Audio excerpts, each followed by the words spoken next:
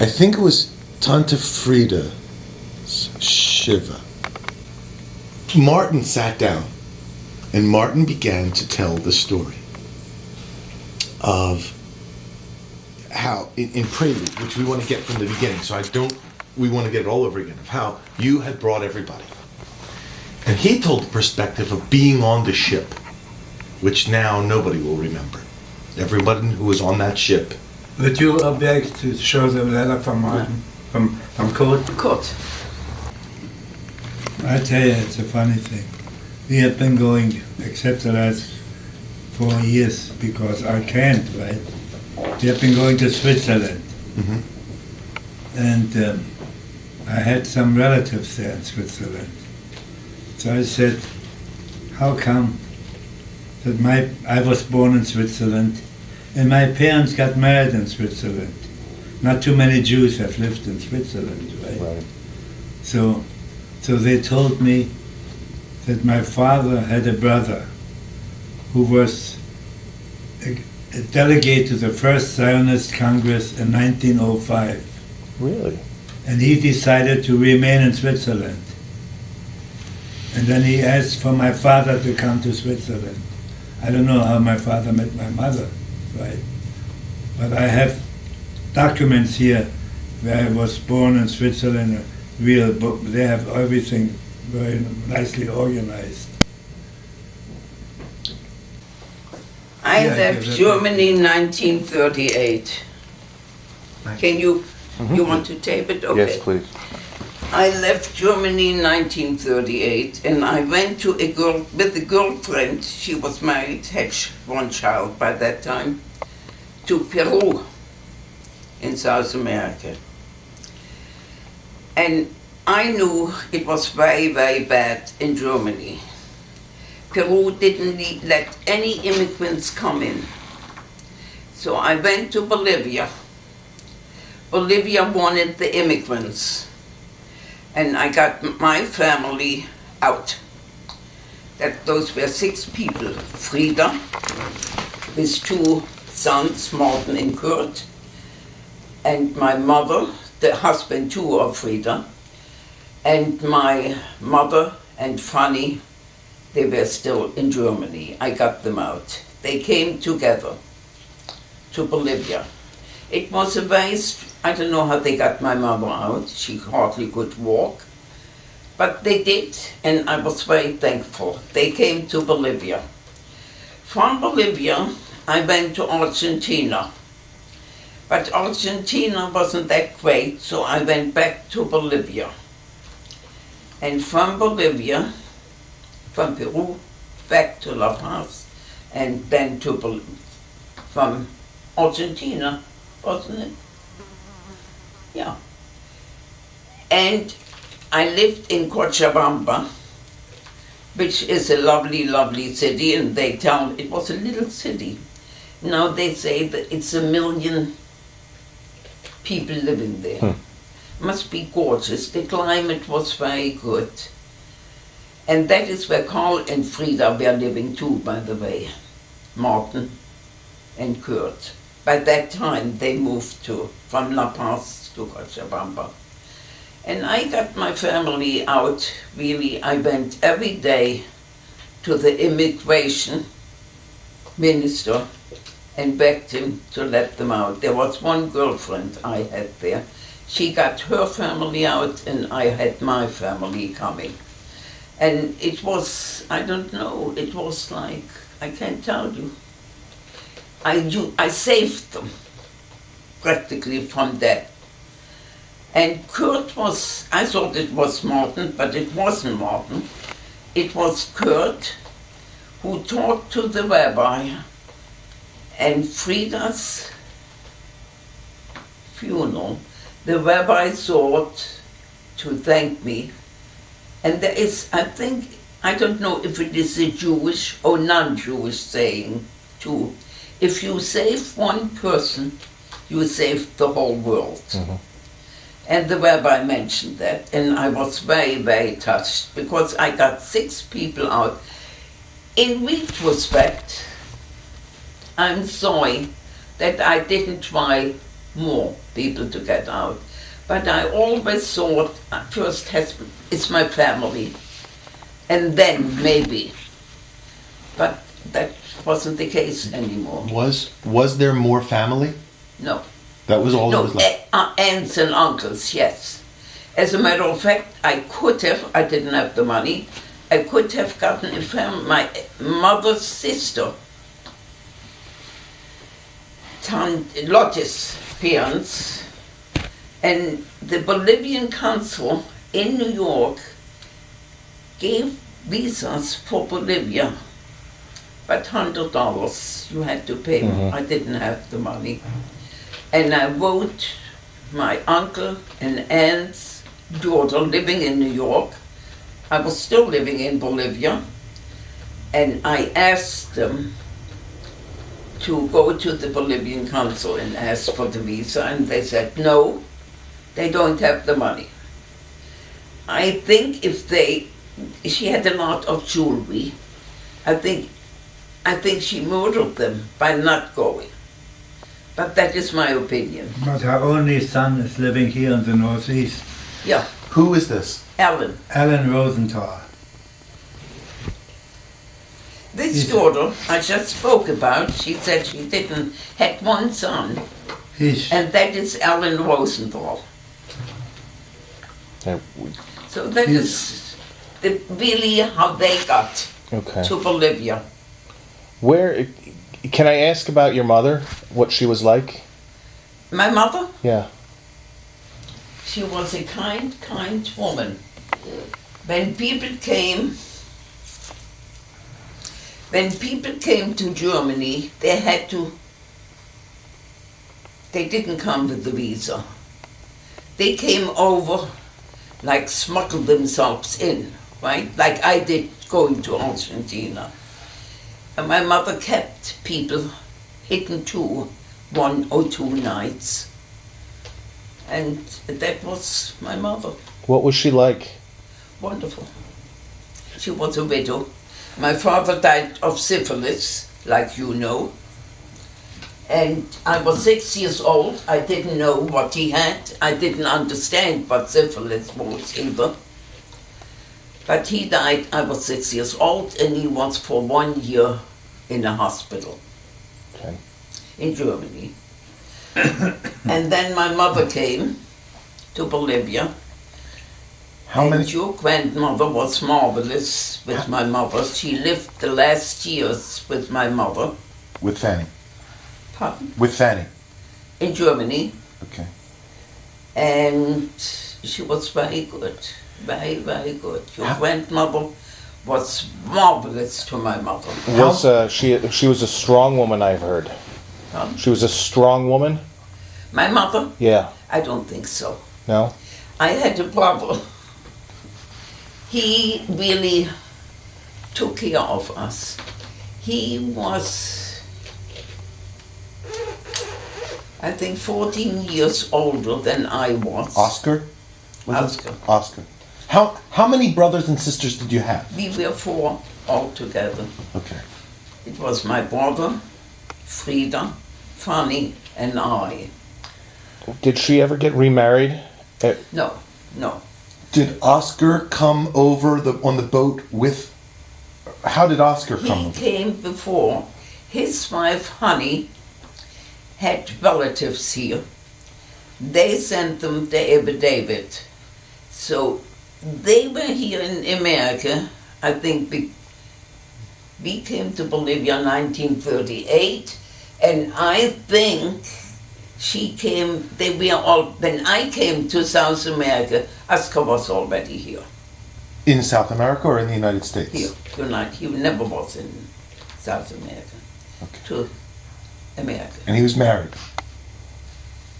And he was married? Yes. And his wife had 2 sisters? His wife had 2 sisters, but they were in concentration camp. Both married. One name was Sophie, and Sophie's husband was killed in the concentration camp. But she had a son who was killed there too. She came then to America, to my brother's wife, and Friedel was the other sister. They fled to France, and they were shipped back then, to concentration camp, the men, and that was including her husband. So both Sophie and Friedel both came to America as widows. Can I ask a little bit about, growing up with your mother and what it was like in the town in Germany? There was nothing. Till 1933, there was nothing. 1933, they took the Jewish man, I remember it like today, and my brother, we came home for lunchtime. We were working, but lunchtime you came home and had your lunch. And my brother said to me, they took one of my cousin's husband away. And I said, why doesn't he go to the police? And my brother said, there is no use going to the police. And there was not. The police was probably involved. And that is... My mother was a very kind woman. We didn't have money, very poor. My brother really supported us. But we made out we were never hungry. Your grandmother, Fanny, and I, we only 4 years apart. We went out, we went dancing, we had a good time. Then everything naturally changed. Right. What about just forgetting the war and coming, just about the town you grew up in? What was that like? It was Dresden. It was a lovely, lovely city. They called it the Alp. There was a big river. Yeah. Alp Florence. Very beautiful, with beautiful suburbs, with beautiful woods. And we went there quite frequently and had good times there. I had a marvelous time. Yeah, well, it was a very European kind of a city. Dresden? Stone, old buildings. We had old buildings, we had new buildings. It was modern. It was not. We had old sections, yes, but we had beautiful. I didn't know the poverty like I saw here. I didn't see that. I saw it in Bolivia, but not in right. in Germany. I did not. What was the city called? Dresden. Dresden. Oh, it was Dresden. Okay. That was which was bombed the Yeah. last year of the war, which was destroyed. Have you been back there? No. Do you remember funny stories with your mom? Was she a funny lady? Did she do things that were... Was she serious? Fanny was No, not funny. Well, Fanny, was your mother have a good sense of humor? Did your mother play with the girl? No. My mother was, how should I say, Sad? defeated already in life. She was not a happy woman. She was a sad woman, and she had reason to be. What about your brother? What was he like? My brother really supported us. He was a modern man. What did he do? What was his work? He was an employee in a department store. Okay. But they called then first salesman. He was above the other salesman. He was not the buyer, but the first salesman. And then when I got married, Herbert is my second husband. I was married to Werner Lindner, and we moved to Hanover in Germany. And the guy wanted to sell our shoe store, and we really encouraged Oscar to buy it. And we were living then, he with his wife, me with Werner Lindner in Hanover. And we had a pretty good time. What does that mean, a good time? We didn't have to worry. Financially, we were very much set.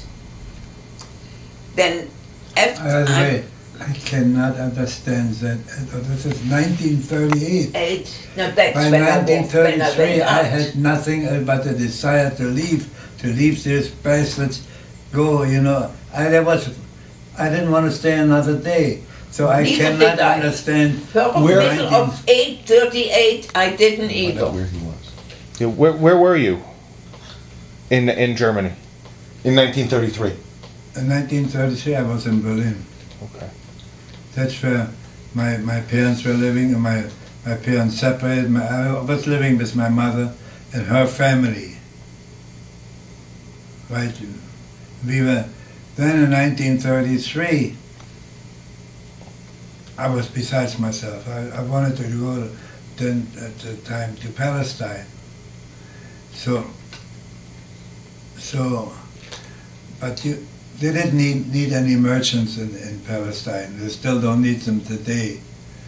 So they wanted me to learn to become A soldier. professional. Like I became a plumber.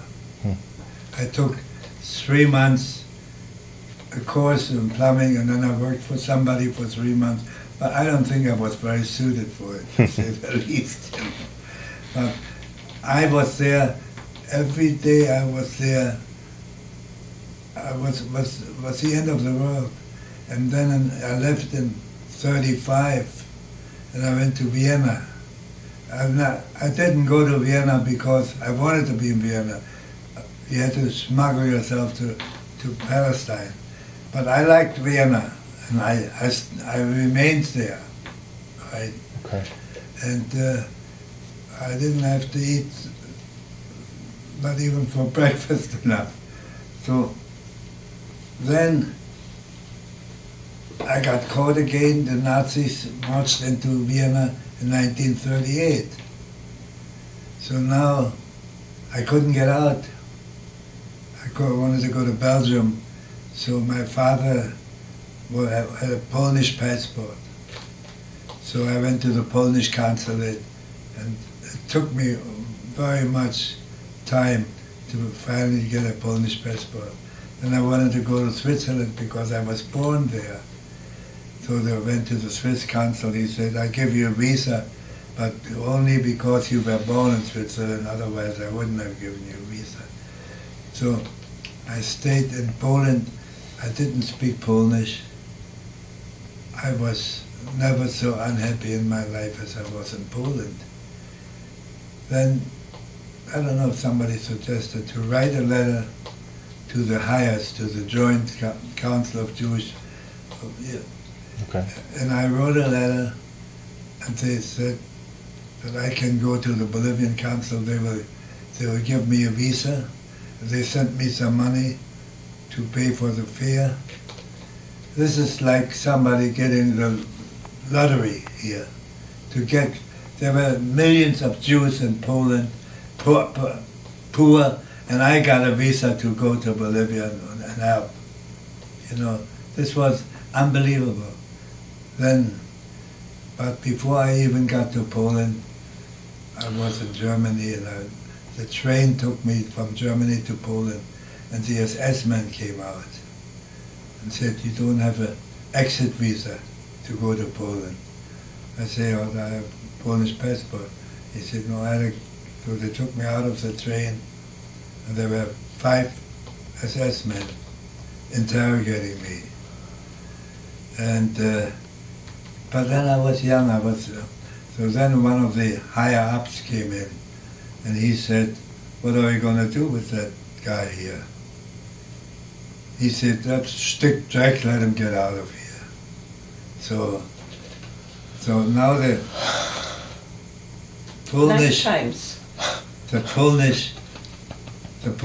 Polish customs guy was as far from me, from the German, as from here to you, right?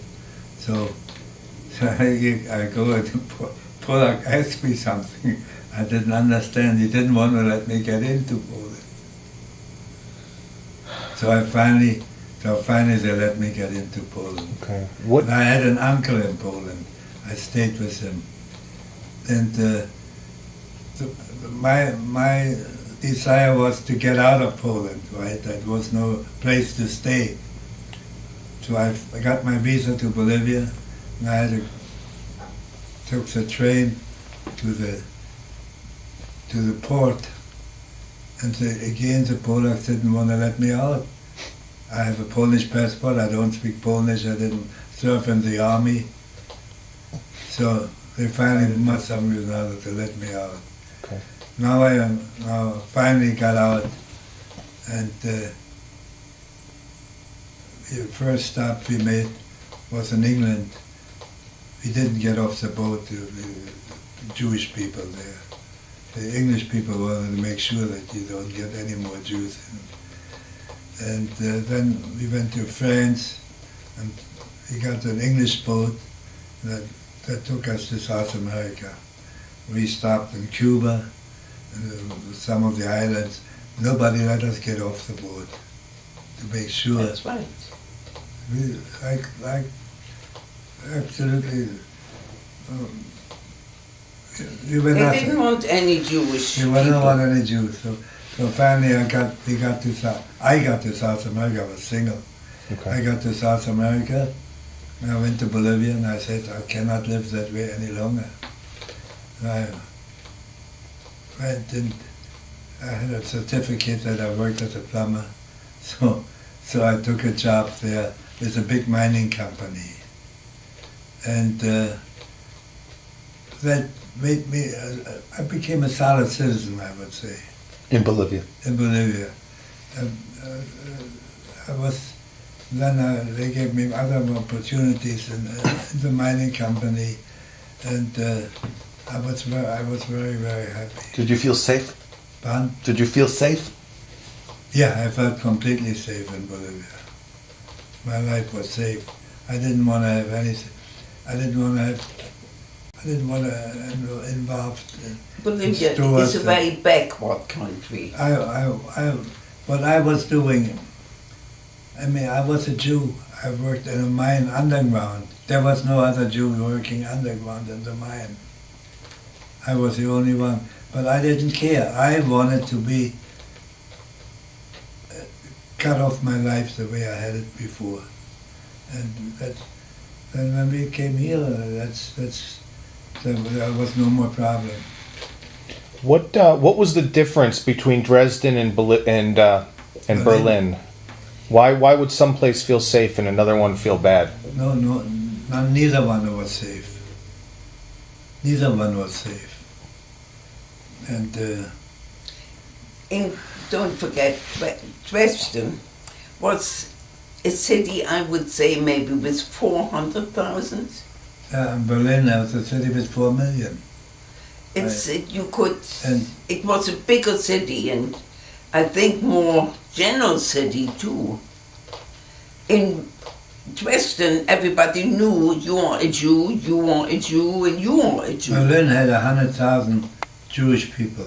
Now today you have in Berlin, I don't know how many, but the Jewish people in Germany today are not the same as they were 80 or 70 years ago.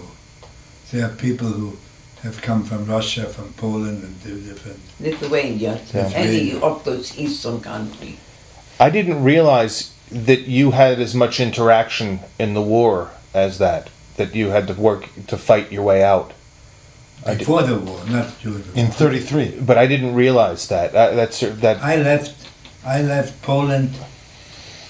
I was in Poland for 5 or 6 months, right? And I left Poland in 1938, and the war broke out in 39, right? And I saw that coming from day one, that there was going to be and I worked always on one thing, to get out of Europe. That's the only thing that interested me. So you came to Bolivia separately. I was single and Margaret was already married. Okay. And then Harry, Fanny's husband, Met him. came separately as well. Fanny came after I made the visas But she didn't She met Harry in Bolivia. in Bolivia. in Bolivia. And you met Herbert in Bolivia. in Bolivia. Do you know how Harry got there? How funny got what? How Harry? Do you know Harry's Heinrich. story? I think Vita, your mother told me, your father was living already in Bolivia. He got out early. I did not know that. Fanny met him in Bolivia. Okay. She was not married. Frida was married to Carl and had 2 children. Carl was her cousin. She Yeah. wasn't really. So I thought so too. I tell you, I think that was probably with a black immigration. The funny thing is, I had a family from my father's side I think which lived in Poland. And I thought they were culturally and much higher I know. degree than my mother's family in Germany. All my mother's family was living in Berlin, a big family. No, not necessary. So Doesn't matter. Make more. Doesn't from matter. my mother's family, she was one of 10. Worse, we leave it and the Not coffee one goes in. survived the war. I know that. With children, no one survived. No one survived from my father's side. But those I didn't know as well. But my mother's family I knew well. Let me. You Cousins, drink uncles, strong aunts. coffee, do you? Nobody survived. When you were in Bolivia, did you know what was going on, You should lose weight. or was the news less news? It was not official, but I had a feeling that I didn't know the extent of it, Mike. Nobody knew the extent of it, actually. No, there was not enough done. I know. Roosevelt knew and didn't do enough either.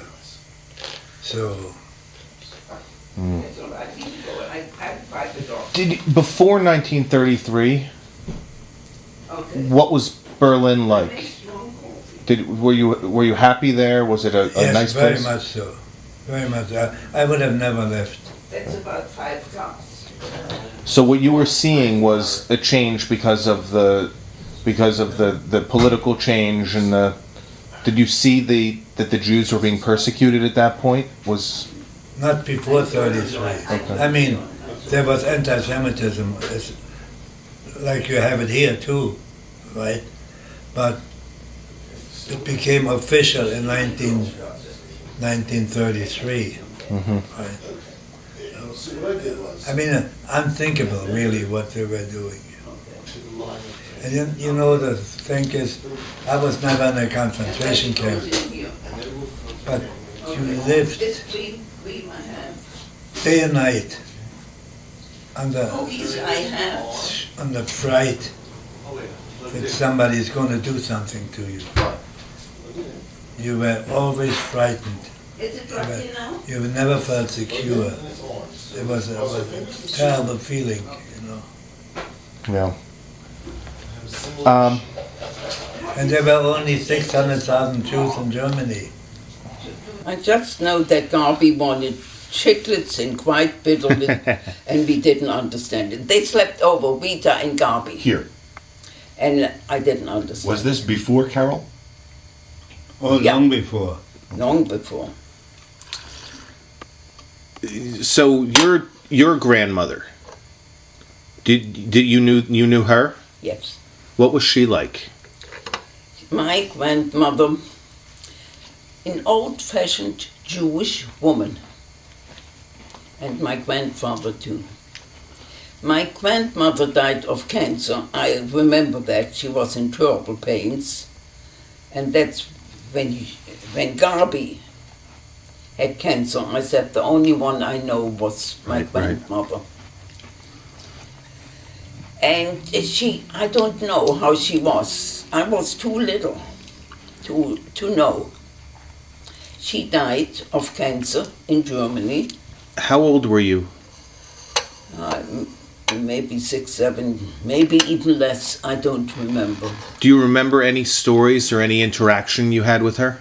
No, more with my grandfather. What was he? After she died. Tell us. He was an old-fashioned Jewish religious man.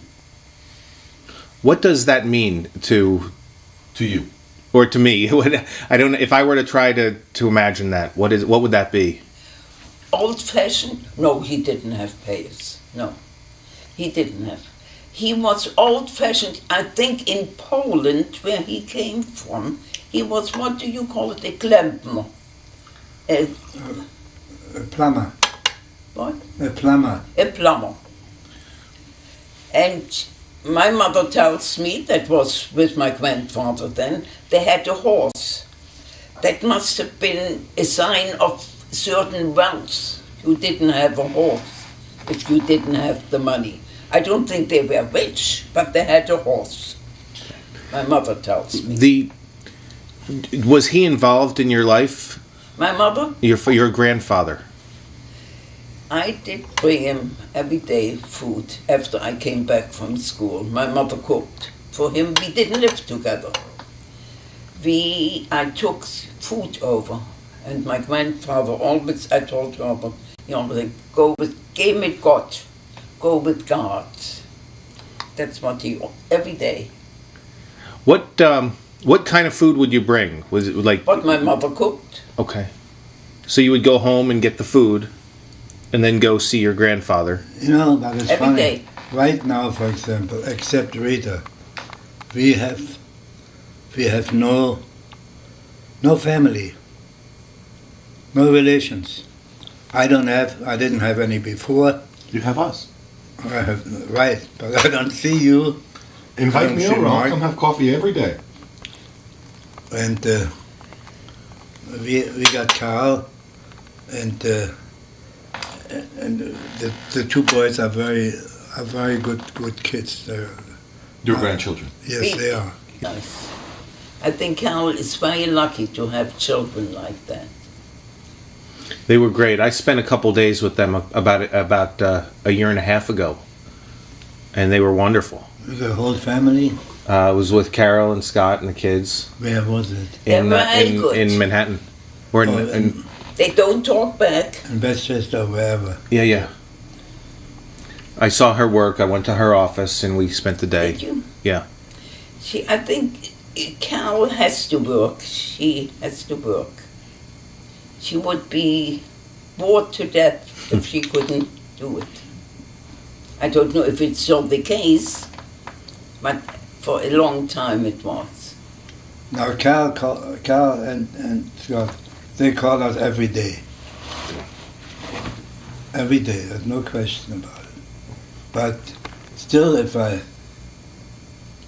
cut with any, look, we're 92 years old. It's very, very hard not to have younger relatives who can be of help to you. Now, I had the other day the timer for the outside light. Associate like this, for sure not. I can tell you that. What were your grandparents' names? I don't know. Okay. Harnik, No, Honig for sure. But no, not Honig. That was my father's. That's my father's. What was your mother's maiden name? My mother's maiden name was Rauch. And that was grandfather's too. Rausch. Okay. Right. The first name I do not know. Okay. So it was Rausch on the mother's side, And Harnick on the other side, and then Correct. and you don't remember the names going up. No. Okay. I know my mother's first name. Yes, naturally. What was that? Gittel. Gittel. Okay. Naturally. That's I my sent mother's every name, year, by Yes. the way, Yes, you knew that already. a donation for the Jewish cemetery in Bolivia. Every year, religiously. And I have to write the name for whom it is. My mother is buried there. Okay, and it's Gittel Harnick. Kittel Honig. Okay. Die Rauch. So Rauch. I would love to go there. Okay. I had a Frieda's husband. He was singing the Jewish songs, the Yiddish songs, and we loved them. I know of one maybe or two. I remember it. But I don't otherwise. We didn't, my daughter the other day said, "You spoke only Yiddish in the house?" I said, "I don't know it. No, I couldn't." We didn't. Did your parents speak? Your parents? My father knows Yiddish. Yeah. My mother, I think, knew some, but not so much. You mean Garby? Yes. No, she wouldn't. Funny, like funny. I know some Yiddish words, but I couldn't speak Yiddish. Okay, my father's parents spoke Russian and Yiddish. I tell you, Yiddish is a wonderful language. You got expression, they're unbelievable. We were in Zurich at the train station, Yeah. and I was standing there to go to the cashier and pick up the ticket and pay. And what they call a yeshiva bocha, there's a beer. You know what the yeshiva book is? No. You know, the guy, with his hat and They the call coat, it- So he came over to me and he says to me, without knowing me, he said, "Wo ist der Säger?" I wouldn't have known. Herbert knew. What's a Wustezega? Wo ist der What Säger? is the Sego? What's it mean? Would you know? No, but what does it mean? It means what time is it? Oh, Would you have known it, Mom? no, I would not. I wouldn't know either. Right? So this is, Herbert knew it. A Wustezega? wo ist der Säger? Wustezega. For example, I'll talk about German Jew, talk about someone, he says it's a real yake, right? That's what they say. I never But heard it. I oh, don't yeah. know what it That really was means. yake was a very common expression by Jewish people in Germany. Mhm. For some reason or other, I picked it up very quickly, Yiddish. So, go back to, so Harry was very a German. typical But, German Jew. Explain this. More so than either of you? oh, much more. What does that mean to you? I tell you why. Okay. He came from a German Jewish family. My They go family back was maybe not 200 German years. Jewish. My mother came from Romania. My father came from, I'm sorry, my father came from Romania and my mother came from Poland. So Then they lived in they Germany. were not sure. So My that, mother came, it must have been about 1890, late 1890s. They came to Germany. But And your family? my mother's family was always in Germany. My father's they family, were German Jews. they were German Jews, my mother's family. My father's family were what they call Galiciana, right? My mother too. After the war, Herbert, did you go back and try and find any of your family? No, I couldn't find anyone, Nobody. nobody. They were killed There was no, in concentration camps. they were all killed, right? There was no one. Now I still get, for example, a pension from Germany. The consulate. Right? Now your grandmother used to get it too. She did. Yes, But she did. probably she got more than I did. Frida got it too, by the way. Why? Well, she worked there. She paid in. She That is like Social Security. they both got very well. I imagine Harry got. I got and your grandmother got, and Yes. we are getting too. What you were saying? You were starting to talk about Harry and his family. They were Now, typical German he came from a Jews. part of Germany which is now 100% Poland, right? But that part it was Silesia, it was Germany, right? And He went to the university, which was unheard. but Quite a good bit about Jewish people. for example, I feel I'm much more flexible, much more international, if you want to, than he was. He was a very straightforward German Jew, if you want to know. Tell more. What does that mean to you? Well, how can I tell you? I mean, he was almost more like a German. He was more like a German than like a Jew. Yeah. He was very much so. An honest man, very honest Very man. honest. Very honest. And but he was not made for this country. He was not made for Bolivia. He was not made for this country. He was made for Germany. But there were people coming over He here. wanted to go back too, after the war. I don't know if it was funny. Who said no, I do not know.